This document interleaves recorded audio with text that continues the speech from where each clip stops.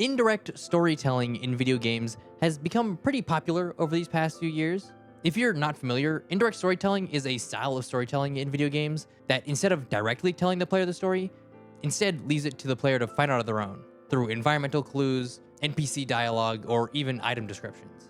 And this style of storytelling is most well known from games like Miyazaki's Souls-like series and Five Nights at Freddy's.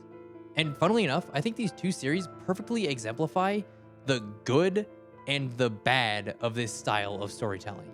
Both series start out pretty similarly, dropping you into the world with very little backstory and most of your motivation being get to the end. And while Five Nights at Freddy's doesn't really do much past that, which I'm going to get to later, Dark Souls incorporates that into its entire world design.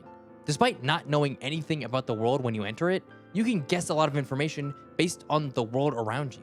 From the crumbling buildings you find yourself in, to the many NPCs and monsters you find along the way, and even the places you find them in. Hell, down to the music you hear in these areas. And I think this design style is best used in the final fight of Dark Souls 1 against Gwyn.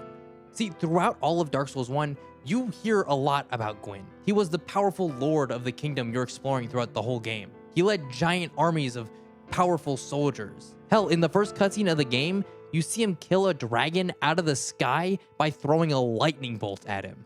And by the time you meet his daughter, you learn the final goal of the game, to kill him.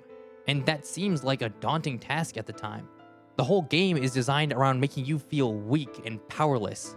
And Gwyn is supposed to be the most powerful person in all the land. And with all that buildup, once you finally reach him, you learn that that's not true. Now, I hear a lot of people complain about this boss fight, saying it's not hard enough for such a hard game, and that he should be more powerful. And I couldn't disagree more.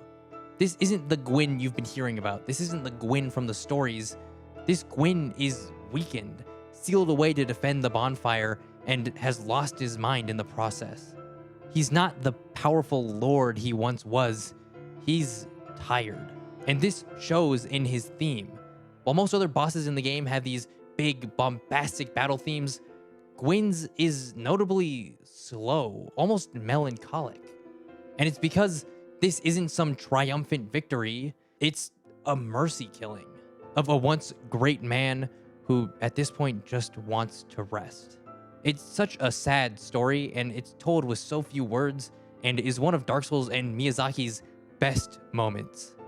And Five Nights at Freddy's doesn't do any of that. FNAF instead tends to tell its stories through optional mini-games and secrets hidden throughout the game.